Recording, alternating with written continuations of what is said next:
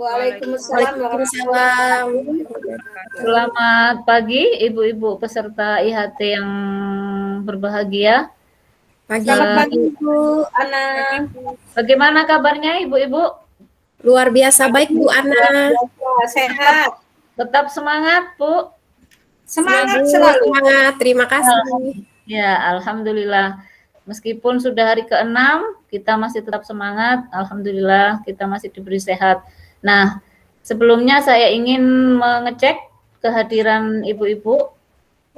Bu Yuri ada? Hadir Bu. Bu Restu? Hadir Halo, ya. Ibu.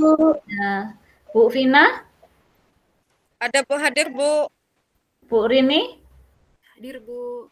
Alhamdulillah lengkap berarti ya ibu-ibu. Terima kasih karena sudah bergabung tepat waktu. Terima kasih banyak. Nah, kesepakatan yang sebelumnya ketika saya memaparkan materi, semua mendengarkan. Ketika ada peserta lain sedang bertanya atau menyampaikan pendapat, yang lain mendengarkan. Siap ya ibu-ibu? Siap Bu. Siap Bu. Nah, selanjutnya sebelum kita memulai sesi, kita berdoa dulu. Semoga semuanya lancar. Berdoa menurut agama masing-masing dimulai.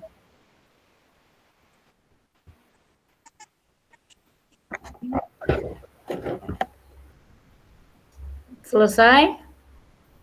Terima kasih ibu-ibu.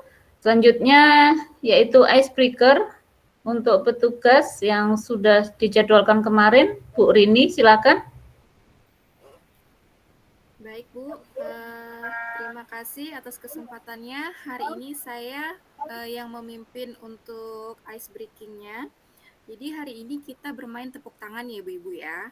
Jadi clue-nya kalau saya bilang tepuk, baru ibu-ibu tepuk tangan, gitu ya. Jadi kalau ada kata tepuk, baru ibu-ibu tepuk tangan. Paham Ibu? Paham. Bisa kita mulai Bu ya? Bisa Bu. Siap. Tepuk 3 kali. Tepuk 2 kali. Sekali. Kan gak ada kata tepuk tadi Bu. Oh iya. Salahnya di mana Bu Rini, sayang? Kan gak ada tepuknya tadi. Kita ulang sekali lagi Bu ya. Oh iya. Ya, kurang fokus Tepuk 2 saya. kali. Tepuk 1 kali. Tepuk 3 kali. 1 kali.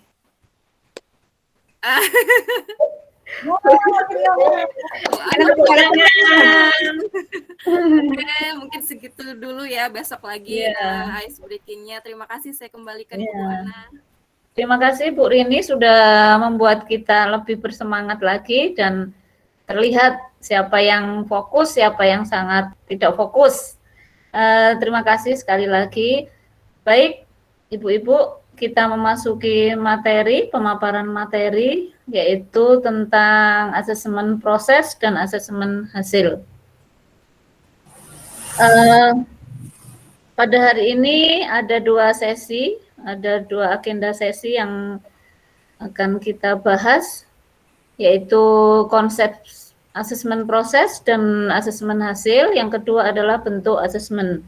Tujuan dari pemaparan materi hari ini tentang asesmen proses dan asesmen hasil adalah peserta memahami asesmen proses dan asesmen hasil. Perbedaannya, apa itu asesmen proses dan asesmen hasil.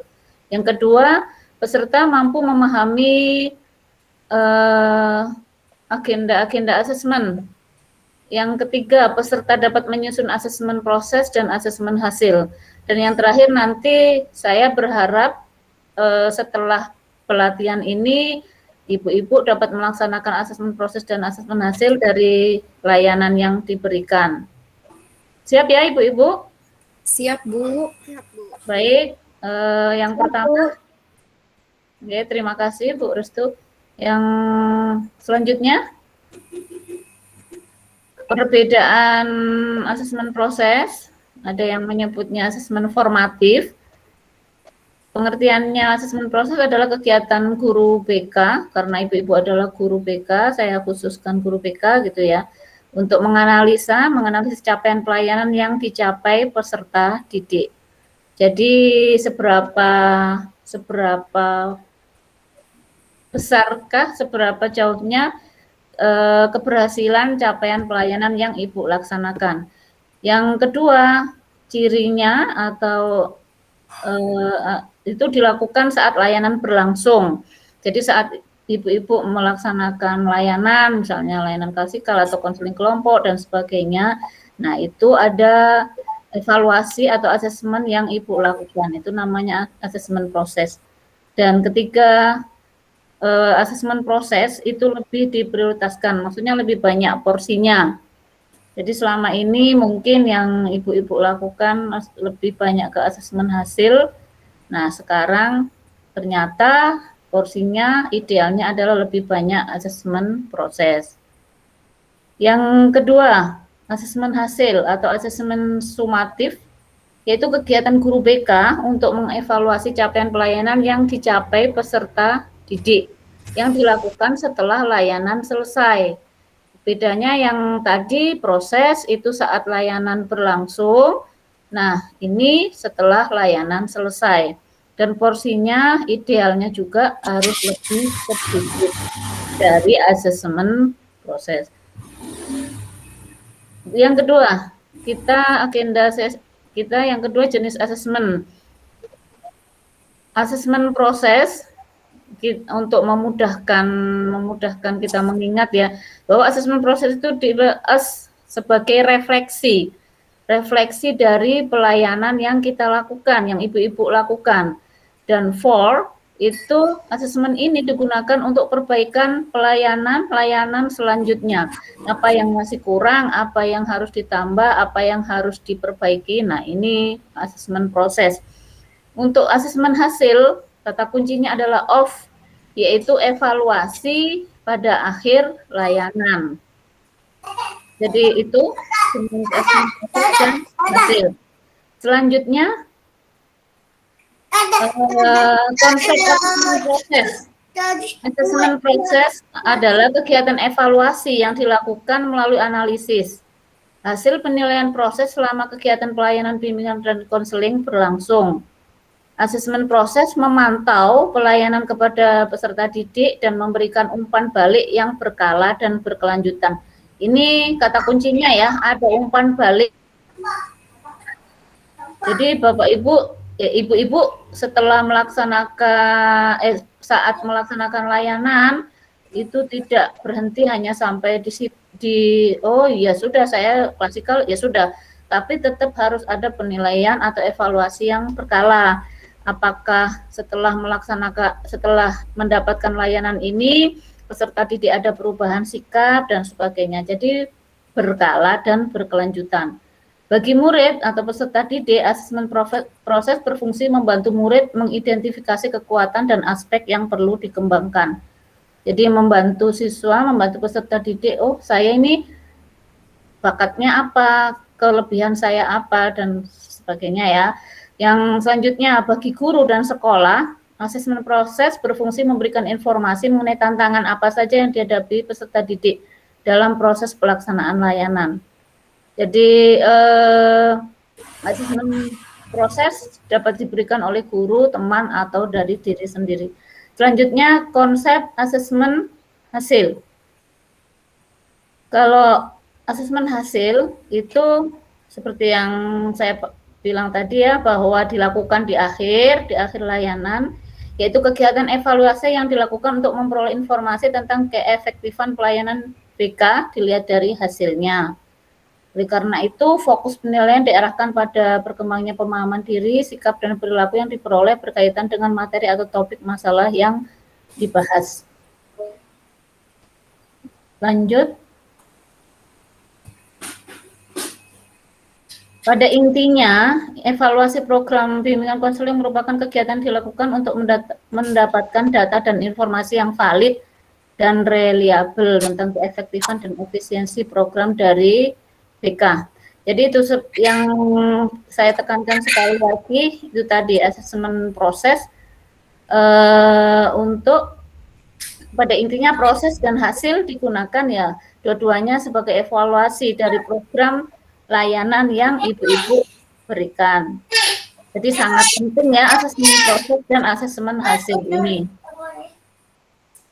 Selanjutnya bentuk asesmen proses dan hasil ada yang tertulis, bisa berupa refleksi saat layanan, terus meminta peserta didik membuat esai, jurnal, terus unjuk karya poster, dan ada juga tes tertulis.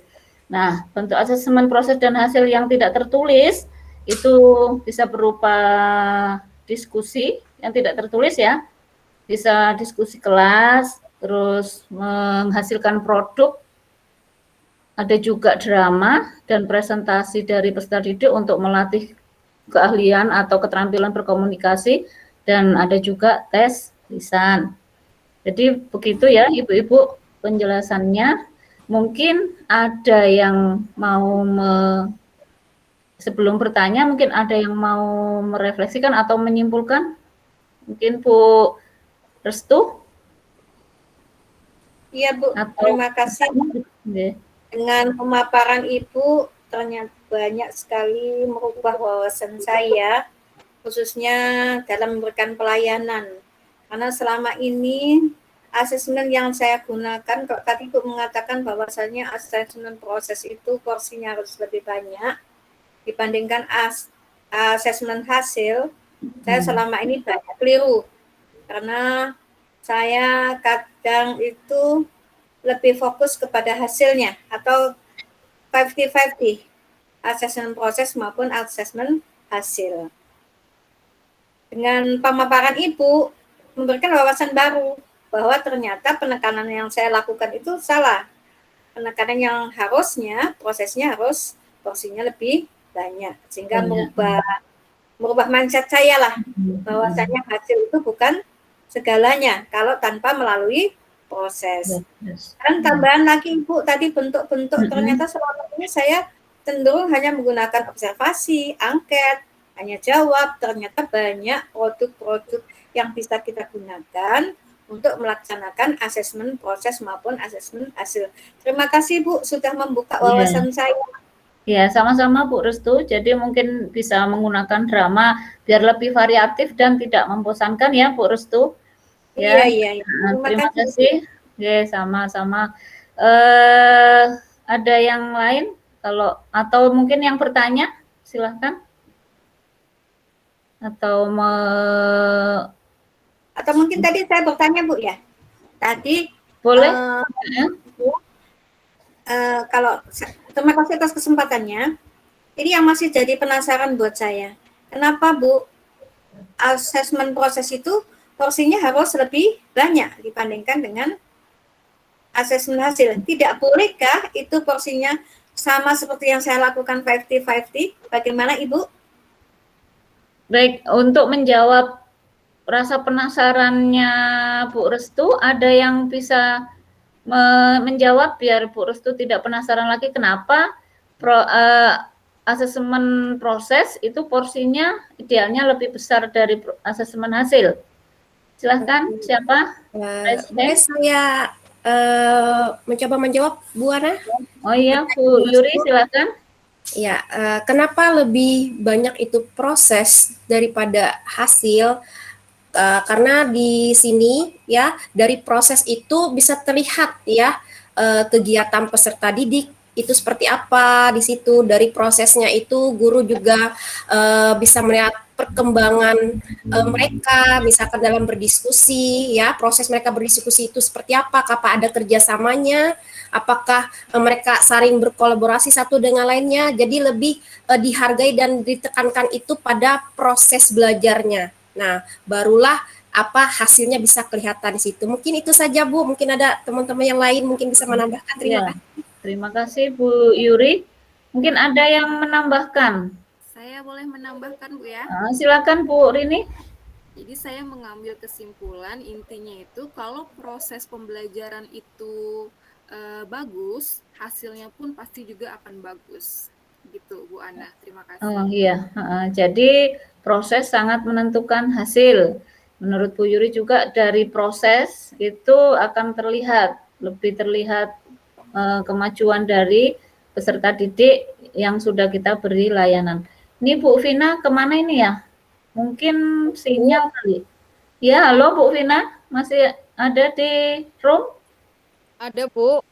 Oh ya, kameranya. Oh iya, terima kasih Bu Vina. Ada pertanyaan lagi? Mungkin?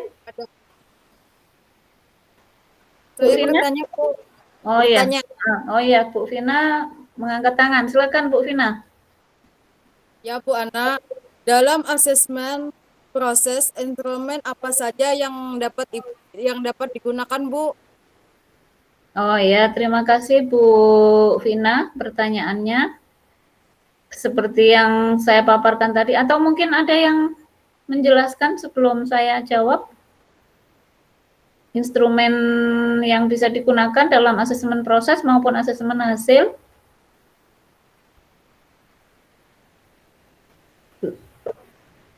Belum ada ya. Yaitu Bu Vina pertanyaannya, terima kasih. Jadi bentuk asesmen proses atau instrumen yang bisa digunakan yang tertulis misalnya refleksi. Misalkan Ibu setelah memberikan layanan itu biasanya apakah misalnya tentang bahaya merokok atau apa pergaulan bebas gitu.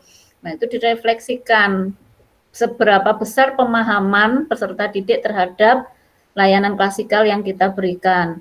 Terus yang kedua, esai itu juga bisa. Kalau yang tidak tertulis bisa tes lisan, yang tertulis tadi bisa tes tulis. Ada juga drama, presentasi, gitu. Itu ya Bu Vina. Mungkin biar seperti yang dibilang Bu Restu, ada variatif yang selama ini hanya ada beberapa instrumen yang digunakan, tapi setelah ini mau nyoba yang drama atau tadi refleksi dan sebagainya. Itu. Begitu ya Bu Vina? Ya, Bu. Jelas ya? Ya. Ada tambahan lagi atau pertanyaan? Tidak ada Bu, sudah jelas. Oh, alhamdulillah kalau begitu berarti sudah jelas ya pemaparan saya. Jadi saya simpulkan lagi bahwa asesmen proses dan asesmen hasil bedanya ada di saat sama selesai atau setelah. Dan porsinya harus lebih besar asesmen apa Ibu tadi? Proses ya. Karena proses yang baik akan menghasilkan hasil yang baik pula. Jadi semangat ya Ibu-Ibu, setelah ini semakin memperbaiki semuanya, administrasi dan cara-cara layanan. Jadi setelah ini harus ada, setelah pelatihan ini ada kemajuan yang sudah saya jalankan. Baik, kalau sudah, saya ingatkan lagi bahwa setelah ini ada asinkronus, kalau ini sinkronus ada beberapa tugas, baik tugas mandiri maupun kelompok, silahkan dicek di LMS. Nah, nanti di situ sudah akan dikirim kemana, diunggah ke mana gitu ya. Jadi sudah jelas Ibu-Ibu ya? Sudah Bu, sudah ya. jelas. Baik, saya mengucapkan terima kasih banyak karena sudah mengikuti kegiatan hari ini dengan semangat dan tertib ya. Semoga kita semua diberi kesehatan, selalu sehat lahir dan batin, terus tetap jaga prokes agar kita semua selalu sehat. Akhirnya saya mohon maaf, tapi kita menutup dengan doa. Silahkan berdoa menurut agama masing-masing, semoga mendapatkan manfaat dari pertemuan ini. Berdoa dimulai.